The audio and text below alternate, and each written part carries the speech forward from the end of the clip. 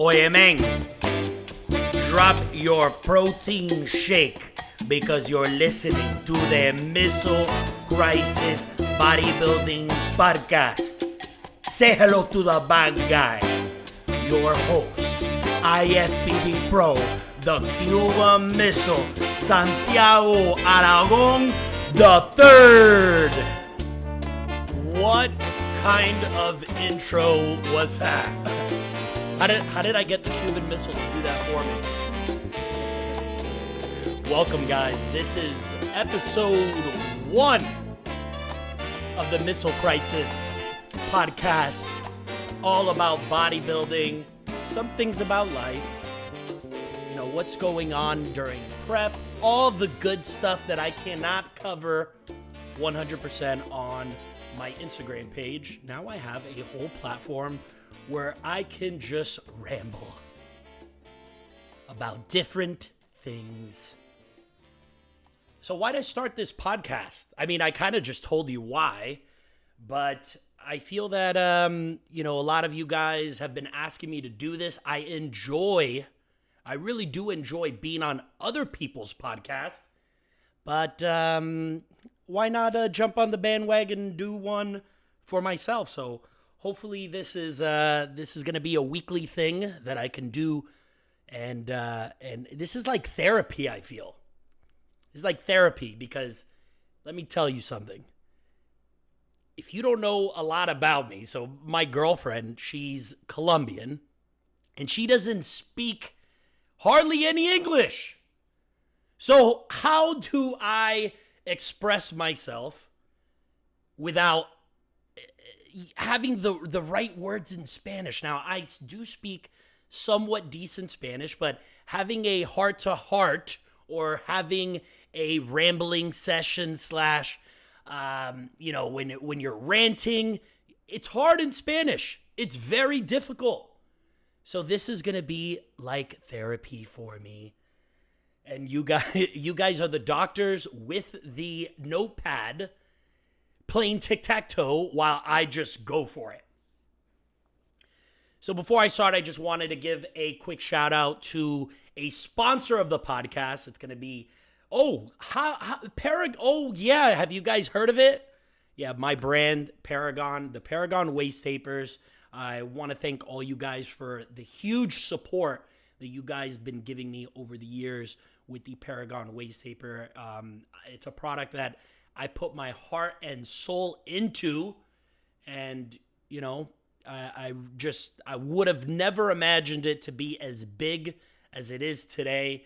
And all I can do is thank those that have supported the brand, supported the product, and I'm very excited to come out with version 4 that's going to be coming out very soon. You guys are nagging me every single week about version 4. When is version 4 coming? Well, it takes time to make a very good product, and I'm not going to release something until I think it's absolutely perfect.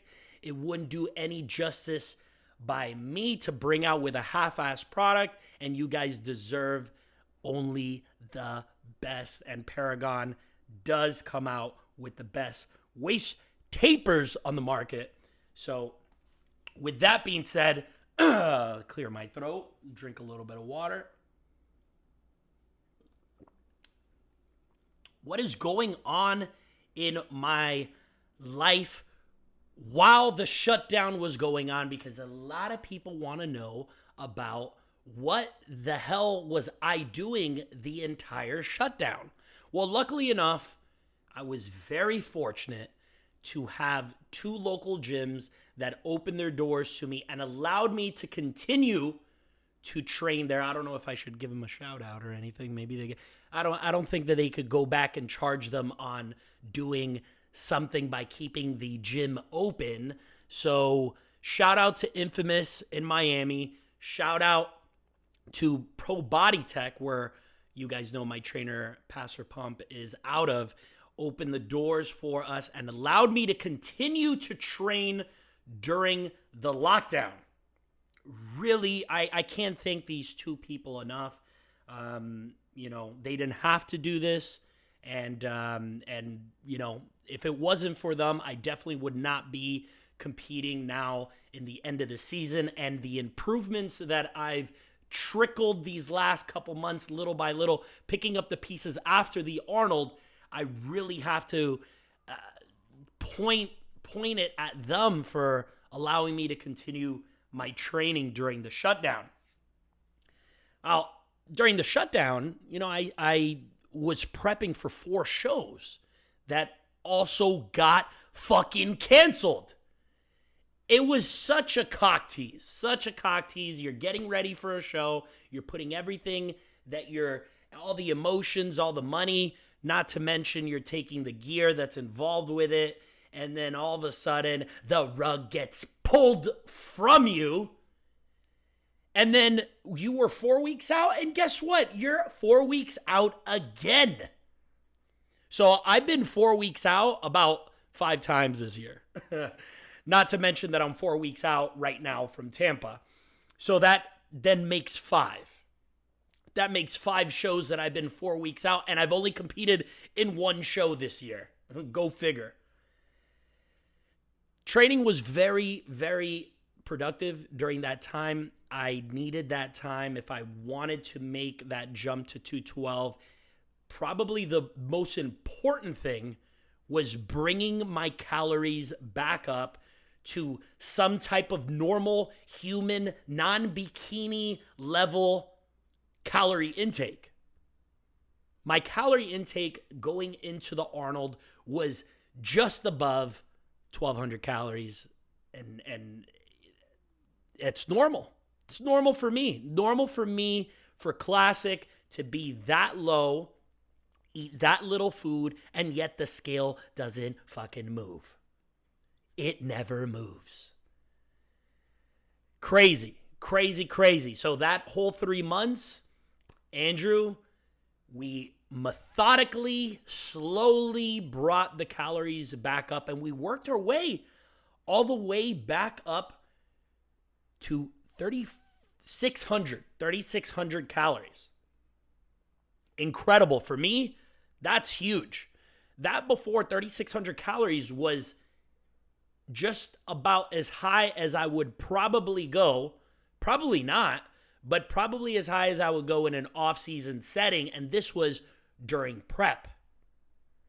So you could see the huge contrast between dieting for a classic physique show where you have to make, whoa.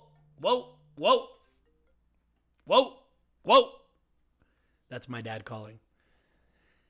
Dieting for a classic physique show, oh boy. Hold on. This is going to be great. Hey, I'm recording a podcast and you're live right now. Bye. Bye. He's probably asking, how's the diet going? So we worked our way up to 3,600 calories. And, you know, it's incredible to know that I can handle that food and have the scale very stable. And I was very stable at 197 pounds. I was getting harder. And it was actually kind of freaking me out because I'm dieting for a show still. I'm still dieting for a show, and we're 4 weeks out, and I'm still eating 3,600 calories. Very, very scary for me since I'm used to not eating. Used to not eating and doing a lot of cardio. So this week, 4 weeks out, I send my photos to Andrew, and he pulls a big one on me and pulls me down another 1,000 calories. 1,000 calorie pull from the 3,600. So now we're at 2,600. So if at any point in my head I thought that I wasn't going to be ready for Tampa, yeah, okay. And at any point that I think, this is an easy diet, yeah, now it's getting very difficult. I'm only on day 2 on the diet, by the way, and I'm fucking hungry. But that's the whole point of it. I think that people that get ready for shows don't realize how important setting that baseline very high before you actually start dieting really is. If you can get your baseline as high as possible in the off season, staying in pretty decent shape. And when I say decent shape, I'm talking about that you have somewhat visible abs, nothing past that. You will see that dieting for a show is not that miserable. Now, it's going to be different for everybody. You know, how low they have to go, if they have to make weight, all these different variables. But in the off season, if you can get your calories up, you will see that half the battle is already done. And I think that this is going to be the best endpoint that I'm going to have as far as calories go. Because I was even thinking, I'm like, man, if I'm eating 3,600 calories prepping and getting better, what's going to happen in the off season? I'm going to be able to really pound down the calories to get that quality size to then really be able to eventually fit in this 212 division. I was 197, very, very stable on the scale with those calories. And I could just imagine, man, I've never been over 205 in the off season for various reasons. One, just not enough time under the weights, not training hard enough, not training correctly until I got with Pastor Pump, not training correctly, and that demand for calories as energy was not there. So I would gain body fat from eating because I wasn't expending, I wasn't using those calories as energy. And now that my training is on point, my cardio is on point, my metabolism is on point, I'm very curious to see what this off season is going to be once this season is over. So one thing that I always do on my Instagram that I stopped doing was I update you guys on what I'm eating and the gear that I'm on. I'm as honest as possible with you guys. I've always been, and I think that's why my following continues to follow me, because I'm not going to sell you BS. I'm not going to sell you BS in advice. I'm not going to sell you BS in what I'm doing. I'm not going to claim half natty. None of those things. So 4 weeks out update, okay? I'm going to break down exactly what I'm doing. And just to give you a reference of the 3,600 calorie diet that I was doing before, next week, which is coming up Wednesday, there will be a release of Muscle and Strength, a YouTube, very popular YouTube page. By the way, if you haven't subscribed to that YouTube channel, do it immediately. Like, I sit there and I watch the videos. They have all the best IFBB pros doing their almost like a day in the life, but a day in the life of eating, and they break down all the calories, all the carbs, pretty much everything that you want to know, all the secrets that you want to know, they're showing you, which is really cool. I know that for the Arnold, I was watching a lot of Patrick Moore videos. Day in the life of Patrick Moore. It's probably why I'm a huge fan of his, because he's just so relatable. His work ethic is very admirable. And, you know, just watching him go through prep and stuff, I can relate to a lot of it. They also have guys like Regan Grimes. They got Chris Bumstead on there. Antoine Villion's probably one of my favorite ones to watch on there too.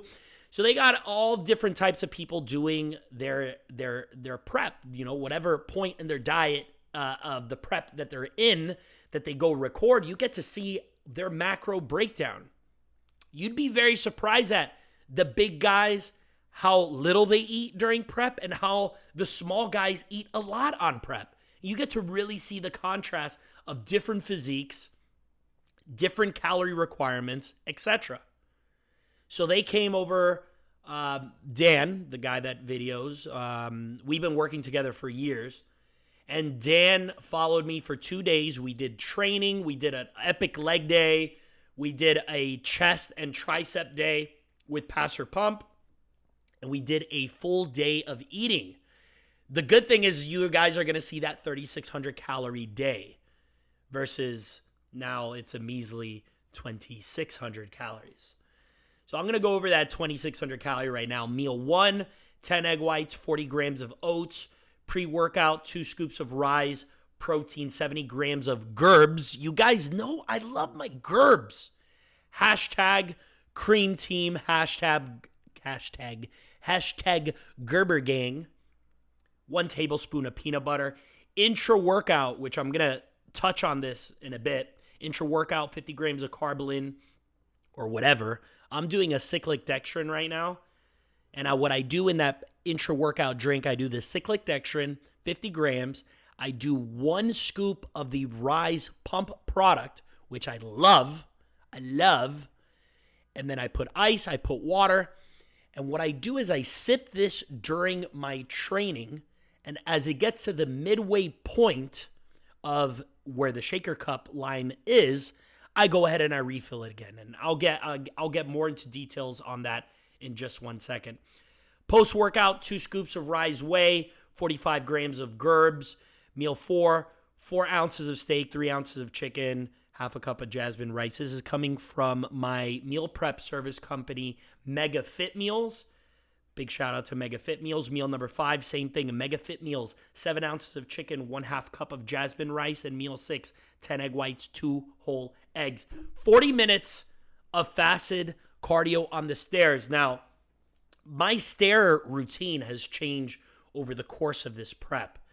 I like to start reasonable, and then as the prep goes on, the duration of time doesn't really change. So I've been doing 40 minutes of cardio 5 times a week since December. Now, the intensity has changed drastically throughout that time, depending on how far I'm out in the show, etc. Right now, I am doing not level 9 all 40 minutes. So this is roughly getting me, according to the machine, depending on which machine, anywhere between 500 and 570 calories burn. Now, you know how these machines are. Sometimes they give you false readings, whatever, but I just use it as a tool. Right now, my gear, as of last week, we pulled testosterone already. So there's no testosterone in this mix. 400 milligrams of Primo a week, 600 milligrams of Mass per week, 100 milligrams of Tren every other day, 50 milligrams of Winnie daily, 5.5 milligrams of Caber Monday, Wednesday, Friday, 20 milligrams of Nova daily. We started that when we pulled the testosterone. 4 IUs of growth daily. Now, let me touch on that real quick. I'm using the Sizon. It should be called Sizon. Sizon growth hormone, 2 IUs morning, 2 IUs nighttime pre-bed. Now, this is the first time since rest in peace, Matt Porter, since I've used growth hormone, since I prepped with Matt Porter many years ago for my pro debut when Classic didn't exist and there was only 212. So using growth hormone has been very unique in the sense that I forgot what it was like to prep on it. I forgot what it was like to actually use that product. And the biggest thing that I see that it affects me, that shit makes me sleep. That shit makes me sleep. Forget about Trensomnia. Trensomnia? Oh, I can't get enough fucking sleep on this shit. I'm sleeping a minimum 10 hours a day. I swear to you, 10 hours a day. I get a full night's sleep and then frequent naps during the day. It's crazy. Sometimes it annoys me because I'm so tired all the time. So that's for growth. Two interesting things that I have not used also in a while. Let's start with the 20 milligrams of Halo that we started 4 weeks out. Now, I've only used Halo 14 days out of a show. So I don't know what the plan is with Andrew on this. Obviously, it's a hardener. It helps with strength as the calories are low. I'm thinking that he's taking all of this into consideration because of that 1,000 calorie drop. Halo, I've seen, it keeps me round and bubbly, which again, with 1,000 calorie cut, you're going to experience some type of flatness right off the bat because you just don't have that glycogen anymore. You've trained the muscle to hold on to this glycogen, and now it's not there anymore. So all these things I'm learning as I go because this is uncharted territory for me. So you guys, as I am doing this, I'm going to be reporting it to you and tell you what I think, how I feel, so that maybe you guys can learn with your next preps.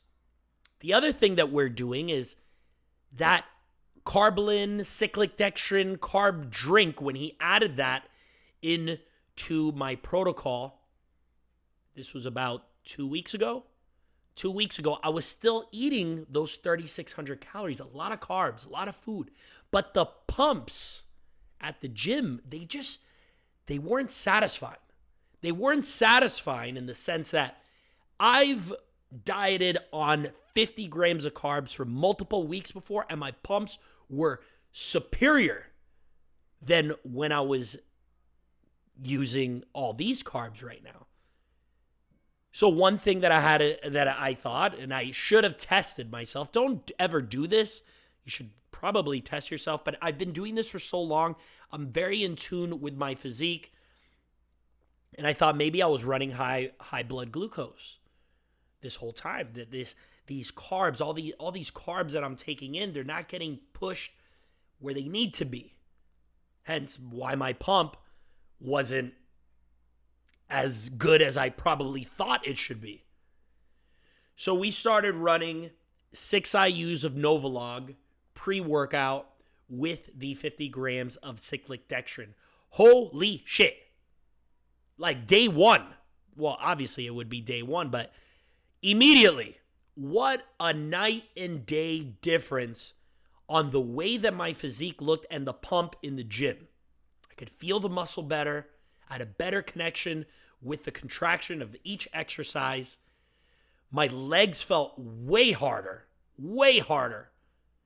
And I think that solved the issue, the high blood glucose issue, if I did have that, which I'm assuming that I did, also considering the fact that I've been on growth hormone already for about 6 to 8 weeks. It all makes sense. So these are signs that you need to take a mental note of these different signs, because these are the different signs that will help you solve issues later on in prep. And I think that the more that you hear this and the more you prep and experience it, you'll catch these little things and they'll just make sense. So that's what's going on in my prep right now. As far as injuries go, I had posted a few weeks ago that I was having knee issues. I was having knee issues because during the quarantine, I didn't have access to a Stairmaster. Needed to do fasted cardio. I didn't have a Stairmaster. The gyms were closed. Blah, blah, blah, blah. You guys know the rest. So I started using the stairwell in my building. And the stairwell in my building, the building itself, is about 32 floors. So I figured, hell, I don't have a Stairmaster. I might as well just do the stairwell. Well, yeah, it was all fun and games until I realized how much stress actually walking up flights of stairs day in and day out were causing to my knees. They were killing them. I mean, I would come back just from cardio, and they were visibly swollen. My knees were visibly swollen. And I never really had this problem with my knees before until recent, which sucked. It absolutely sucked because it affected all my training on leg day. It affected my training 100%. And over time, I figured out that it was that's what it was causing. As soon as the gyms open, and I'm telling you, I was so happy to see a traditional Stairmaster again. I never thought I could ever hear myself say that, but it's absolutely true. I was so happy to get back on a regular Stairmaster where I'm literally going nowhere for 40 minutes. But it saved my knees. My knees feel phenomenal now. I could go heavy again, and it just feels good to be back on. Again, I never thought I would hear myself say that. I don't think I'll ever hear myself say that again.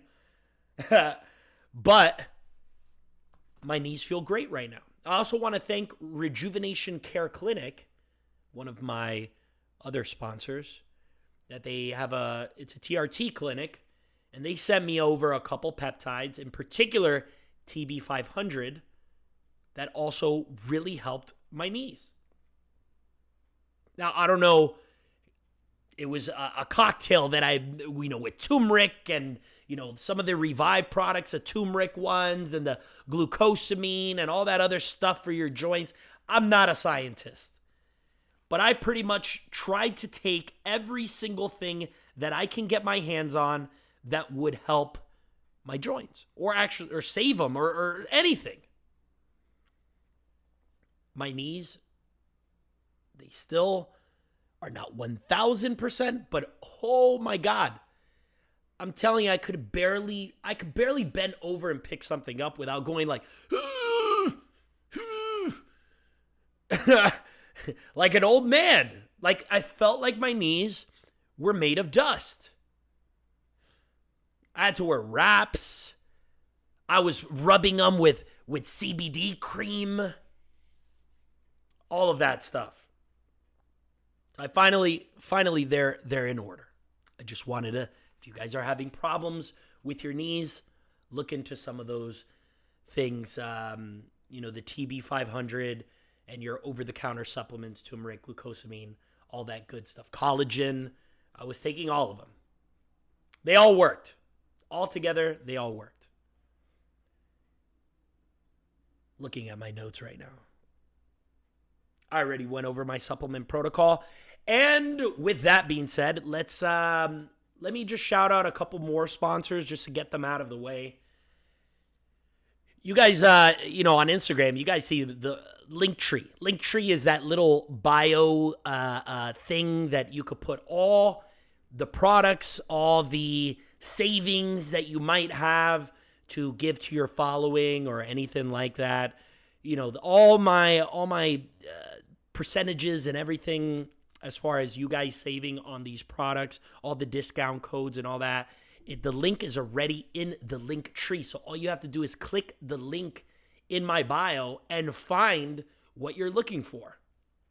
One of them, which is my favorite one of my favorite sponsors that I have, is Young LA.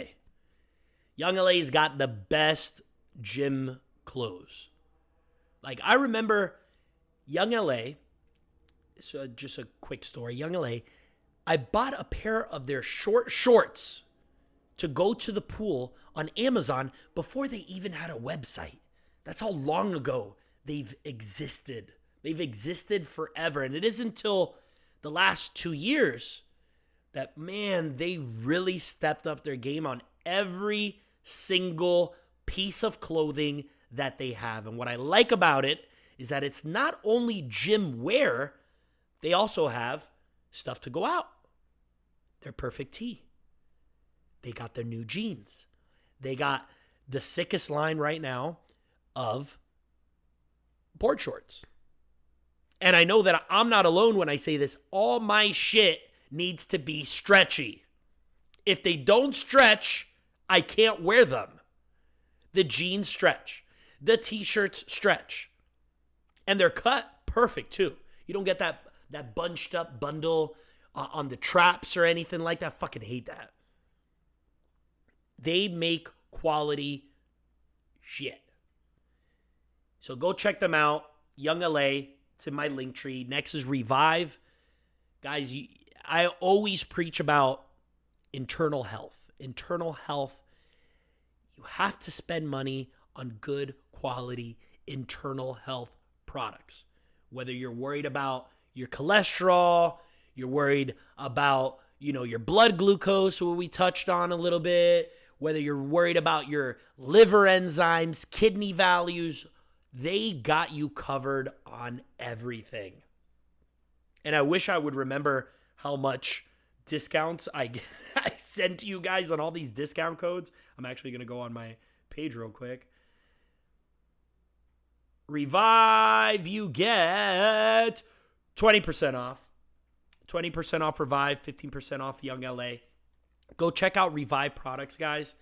Like I said, spend your hard-earned money on good quality internal health supplements like Revive today. And finally, the last sponsor is going to be my supplement sponsor, Rise. Been with them for the last 2 years. They were the ones that got Muscle and Strength to come and film me, so you guys get to see what I eat. Thank you guys at Rise for doing this. Delicious products. Their protein powders are fucking bomb. Especially when you mix it with the Gerbs. You guys have seen my Gerber videos on. And they got this new product. They're looking for it in my building right now because my building, for some reason, they lose every fucking package that I get. I get so many packages here and I never see them. So somebody's benefiting from the fact that Rise sent me a new pre-workout where it has Pop Rocks in it. Yeah, we're going there. We are going there. Pop Rocks inside of a pre-workout. I want those Pop Rocks in my mouth. And somebody's enjoying them and I'm not. And I'm pissed about it. So go ahead and check them out. I know that they're having a July sale. You say 15% off on my Linktree bio thingy, whatever. Another little segment that I wanted to do because I love watching different things online and different things on TV, like Netflix, etc. You guys notice I love the word etc. etc. Different things on TV, different things on YouTube. So I picked one of each. One thing that I like that I watched this week on Netflix, Home Game. Home Game. And I know you fucking meatheads that listen to this, if you're a meathead, you are going to love this show. Now, by the way, just a disclaimer, only episode 1 is good. Only episode 1 is good. So once you see episode 1, you are at the climax of your viewing pleasures. And then anything after that is completely downhill and a letdown. So don't let yourself down. Just watch episode 1. Okay?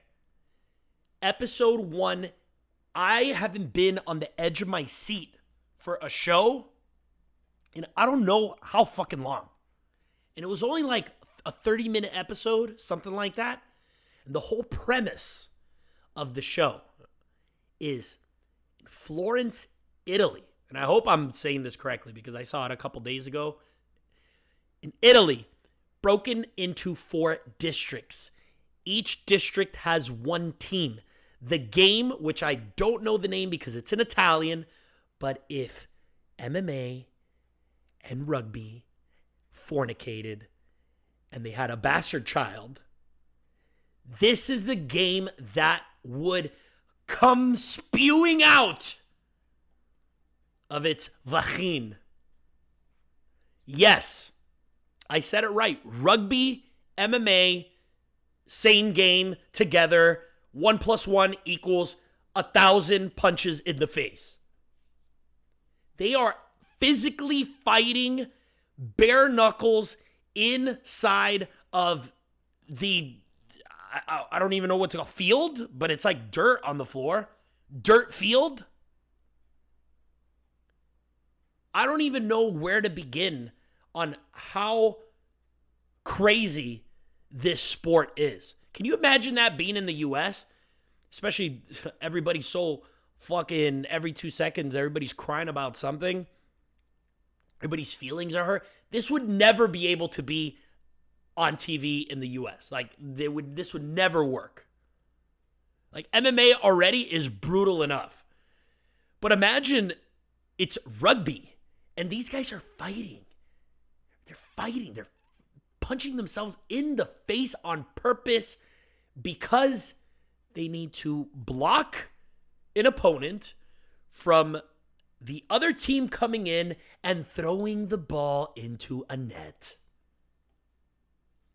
Absolute insanity, and I love every minute of it. You know what I also love about this?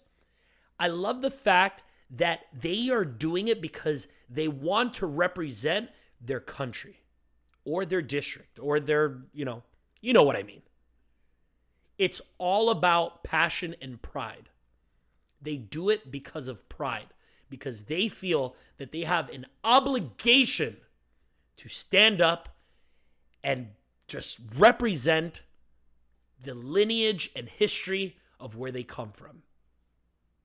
It gives me goosebumps just thinking about that. That does not, that's so rare here in the United States, especially, there's so many people that wouldn't understand that concept. What? There's no money involved? What? So you're just putting yourself through that just for fun? It's more than that. It's more than that. It's about passion. And just like I said, it's the history behind it. Hundreds of years of history. These guys are fucking badasses.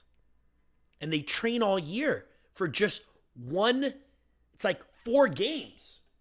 It's like 4 games or 3 games because they have like the game 1, they got the semifinal, the final, and that's it. Until next year. I'm telling you guys, you'll be very happy when you watch this. So that was what I'm watching on Netflix. Now, what am I watching on YouTube? Other than a ton of shit. I watch a ton of shit on YouTube. But the one thing that I am most excited about seeing every single week now, and I guess I'm biased about it for 2 reasons. Number 1, he's my teammate in the sense that we get coached by the same coach. Maybe three reasons why. Number 2, we're doing the same show. And number 3, his dad is my favorite bodybuilder, probably the bodybuilder, the reason why I started bodybuilding to begin with. So yeah, I guess I'm a little biased. The Hunter Labrada series is what I'm talking about on YouTube right now. You really get to understand and see what it's like to train at such a high level, but then you have somebody that is your blood that also competed at that high level too, and seeing the different eras of what modern day is and what the 80s and 90s were back when Lee was around. You get to hear commentary on both. So you get to see both perspectives. And Lee's so well-spoken. He's such a well-spoken ambassador of bodybuilding. Anything that he says just makes you, it's easy to understand. it's easy to grasp the concept where he's coming from when he puts out his, his statement or whatever he's saying, whatever he's trying to put his point across. It's easy to understand at any level. At any level, it's easy.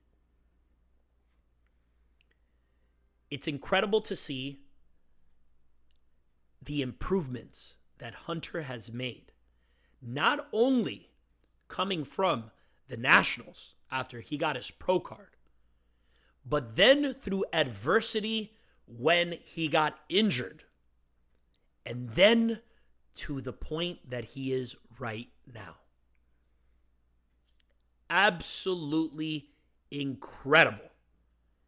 I mean, not everybody has it. It's just, I mean, if you see the before and after pictures from when the point that he started, he must have looked at himself in the mirror and said, there is no fucking way that I can come out of this and be competitive in the first year, in the second year, hell, maybe not even in the third year.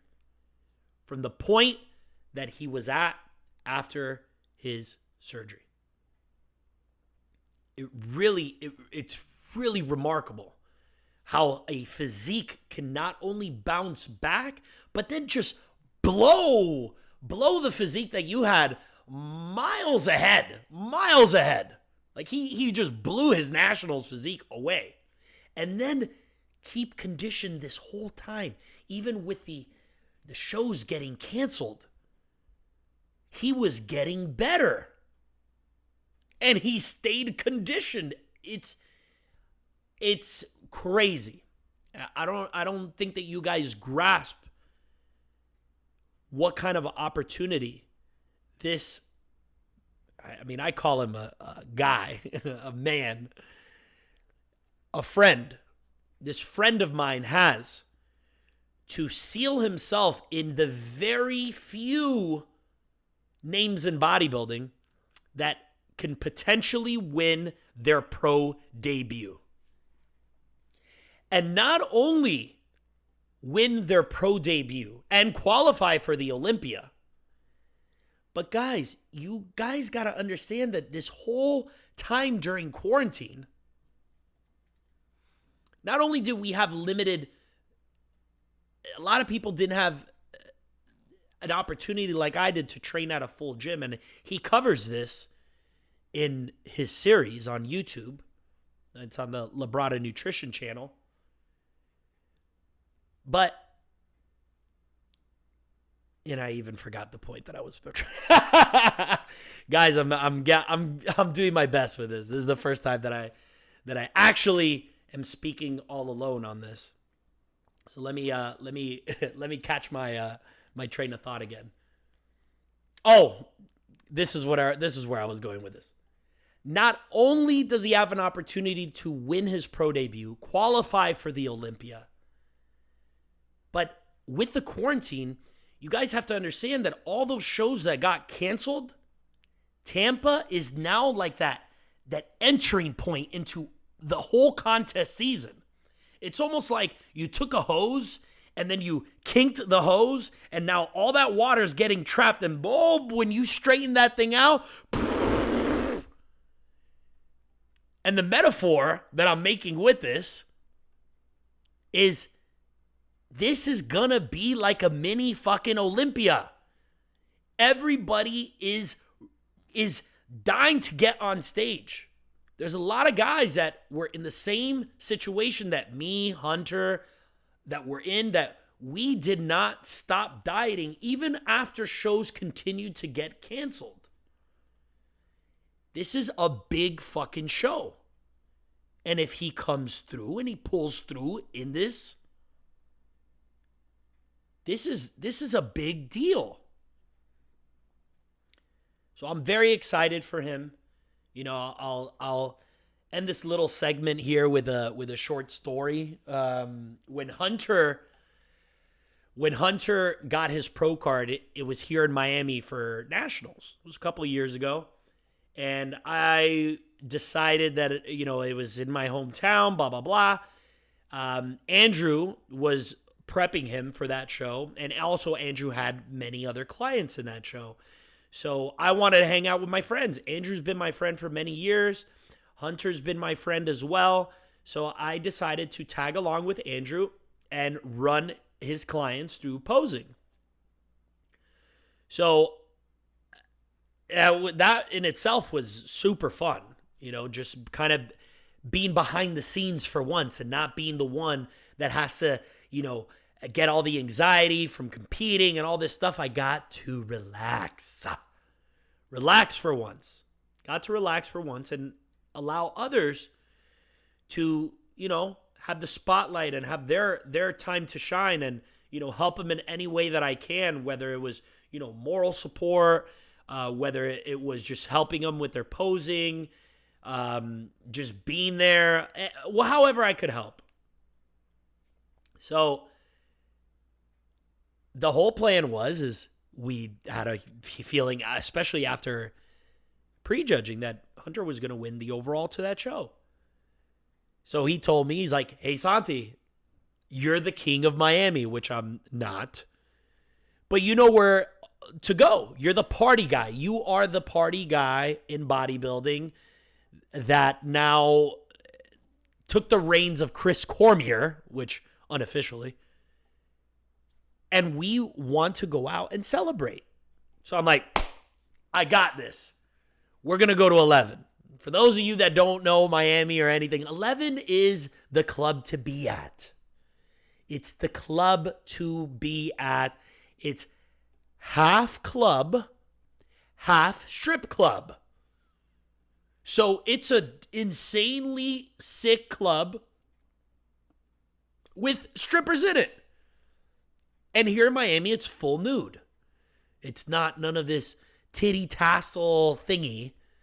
It's the full thing. So it's a very interesting place, to say the least. So I told him, I got a place for you. And he's like, okay.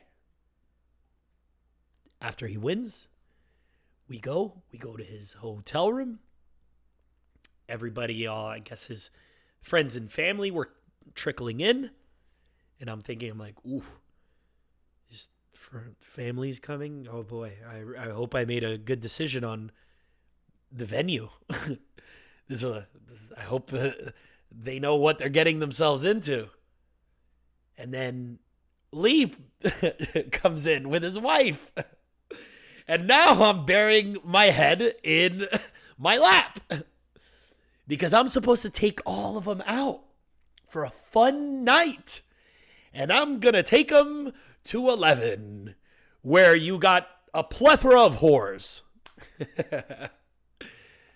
So I had to ask him, like, yo, you know that this place is a club/strip club? Is your dad going to be cool? Oh, Lee's going to be fine.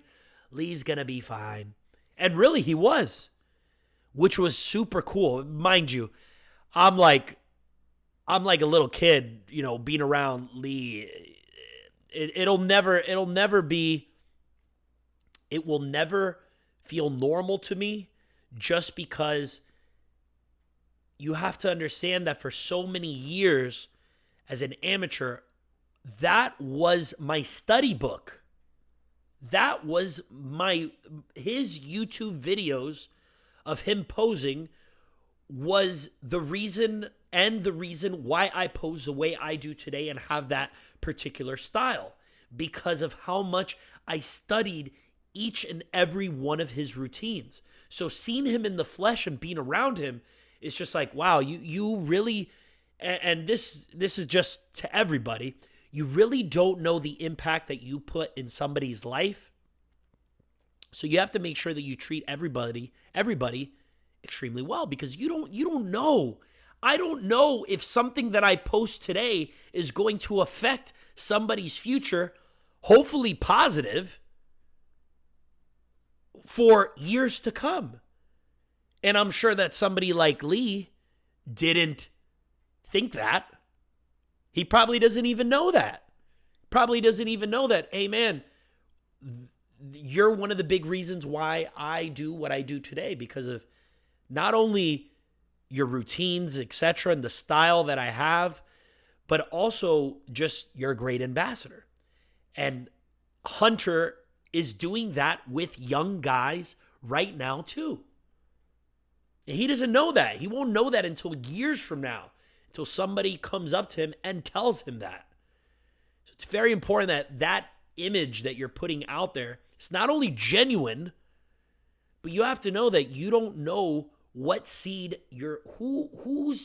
what seed am I planting in who, and what can this sprout to later on in life. Don't be that letdown. Don't be that letdown. So I took him to 11. I do have a picture with me and Lee cheersing. Is that how you say it? Cheersing.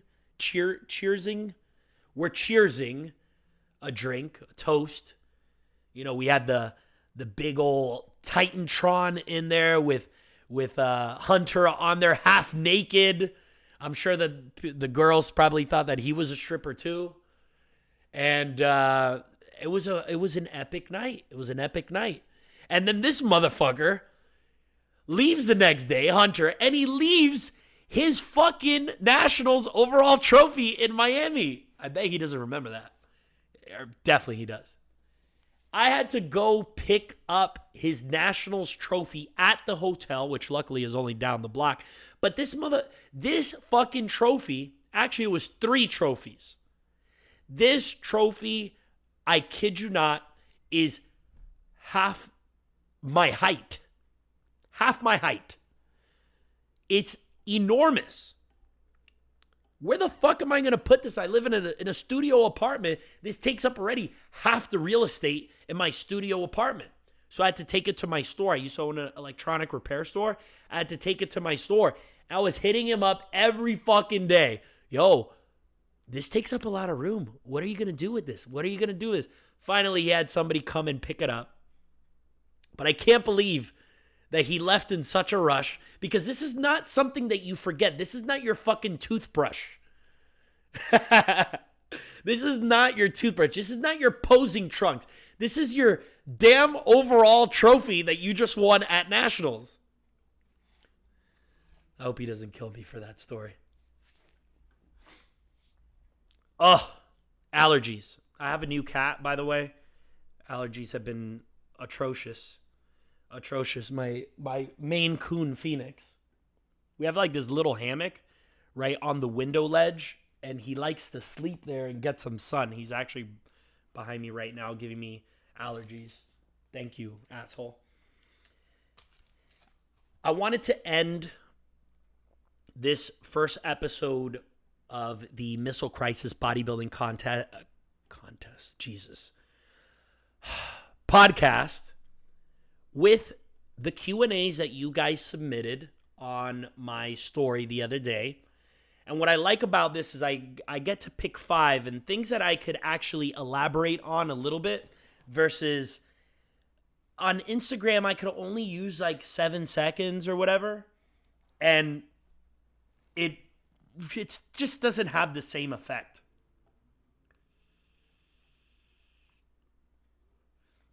This is my vape, by the way. I do not condone vaping, but hell, let me tell you something. My sweet tooth, which is usually raging during prep, I have no sweet tooth. I have no cravings. This is like a blueberry pie flavor. Kills my cravings. So, granted, now I'm addicted to nicotine, which also kills your appetite.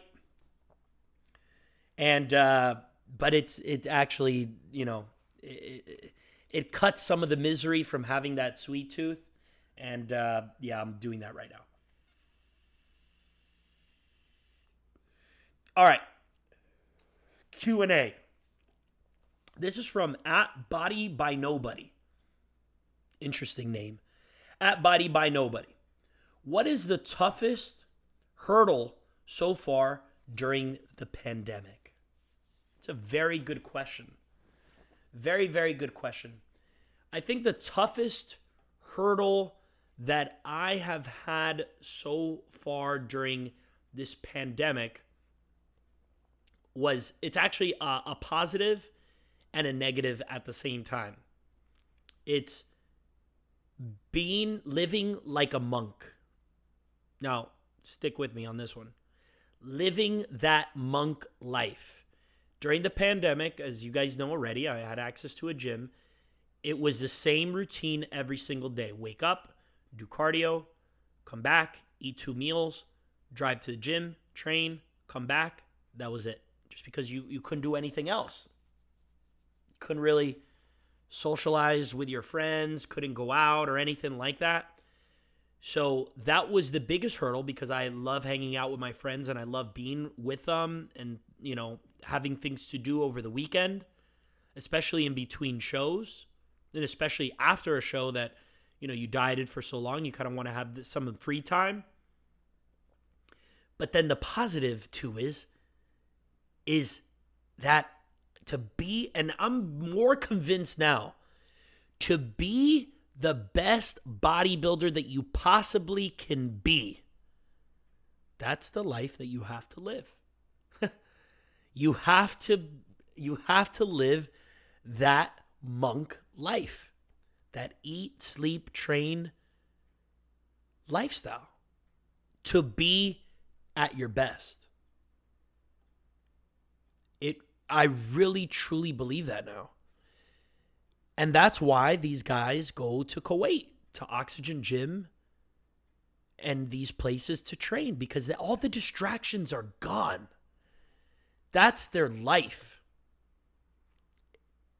And when we think that bodybuilding is one of the hardest sports or activities, whatever you want to call it, it's 100% true.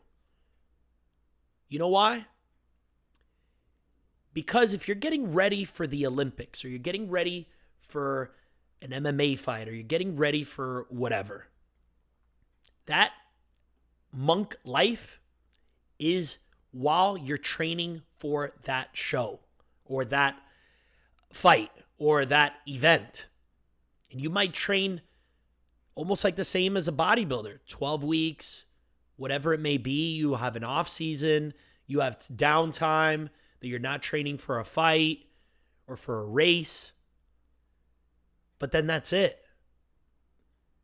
Bodybuilding is all the time. You slip up 1 month, 2 months from not living a life like that, and you're just taking little baby steps forward. It really is like, I'm so convinced now, especially after the pandemic, that the more, if I really want to progress in bodybuilding, I really have to live more of a focused life like that, a very simple life. If that's what I really want to do. And I really want to push myself these next 5 years because that window is closing for me at 31 years old right now. And I wouldn't want to be competing, in my 40s or anything like that. And I think that, right before 35 or 36, I at least want to make it to the Olympia once. But that's the life that I'm going to have to live if I really want to accomplish something like that. So thank you for the question. The next question is from @Daniel Thim. Thoughts on Halo? Well, we actually touched on this earlier. My thoughts on it? It's toxic on the liver. You don't want to use it for very long, which I'm breaking the exception right now. But it really makes a huge difference when you're on low calories. That strength gain that you have, it does change, at least for me, it does change the way that my muscle looks.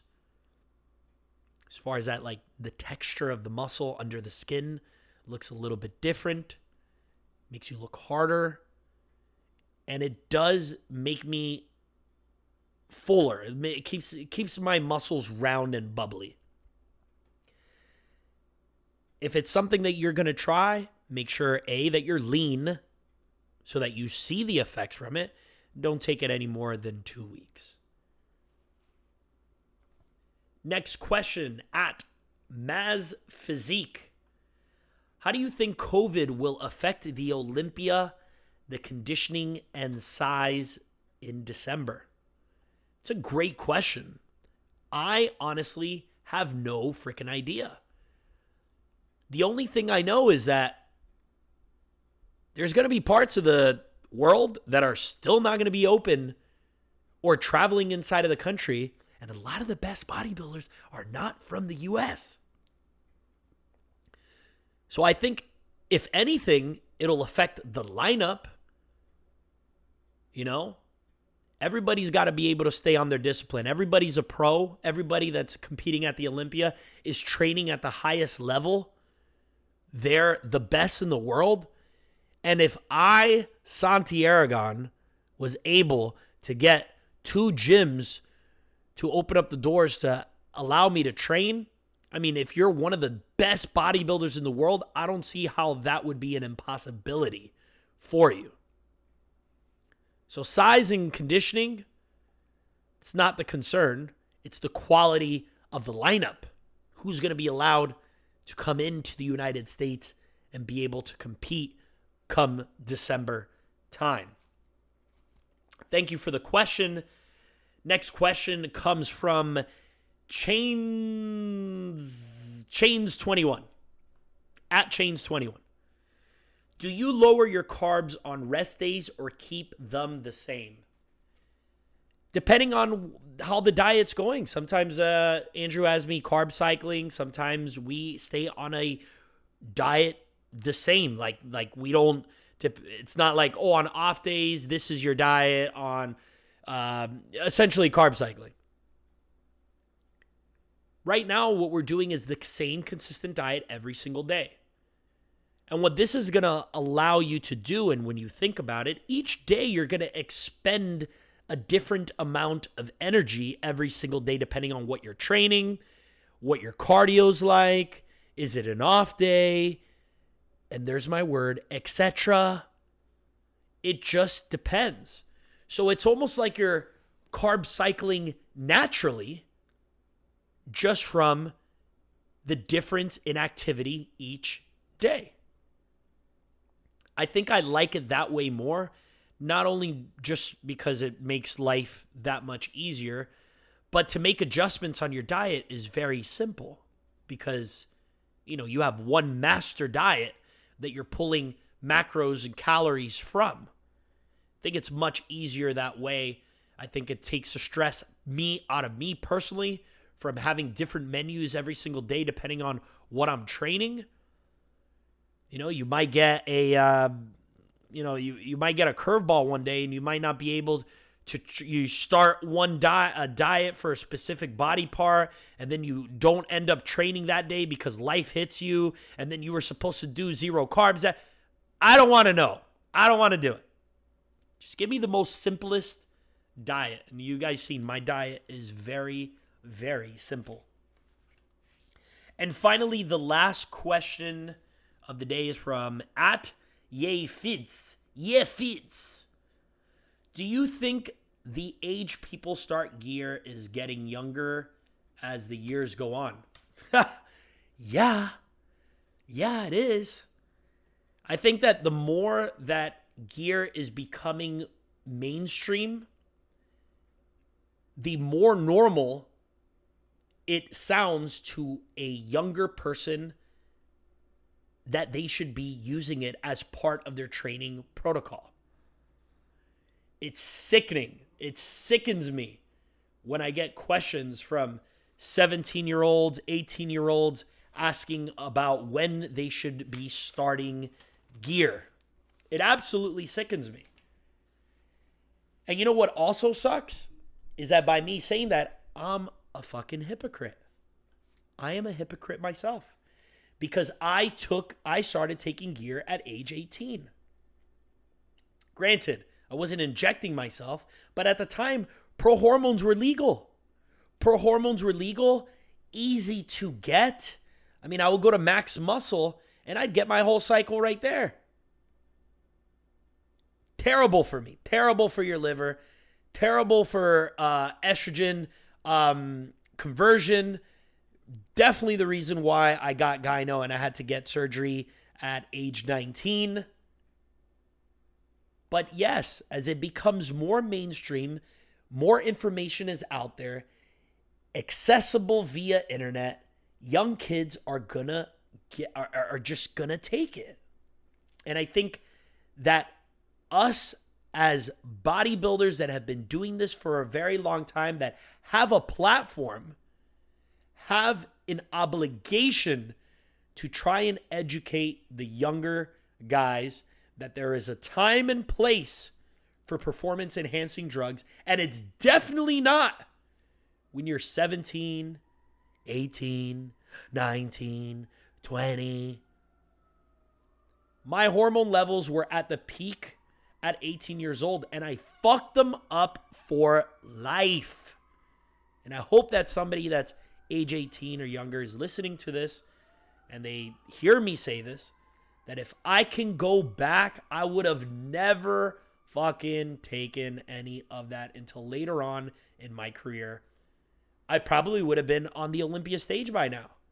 If I would have learned how to train properly, eaten properly all the way for 3 to 4 years at least before relying on performance enhancers already from the get-go, already out of the gate. I was already depending on that. And my mindset wasn't correct either. That if I wasn't taking it, I wasn't training.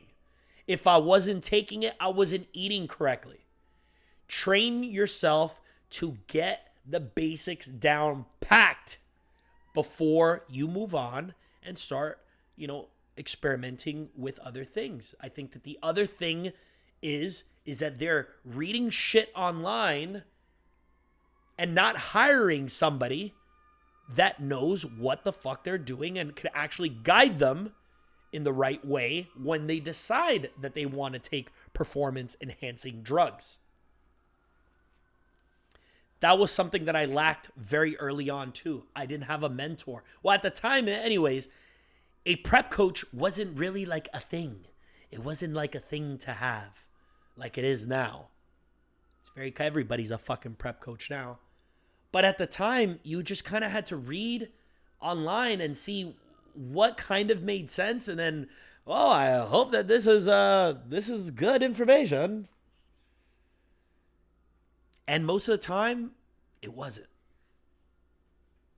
That's one thing that I wish I could go back in time and change, is the time that I started performance enhancing drugs.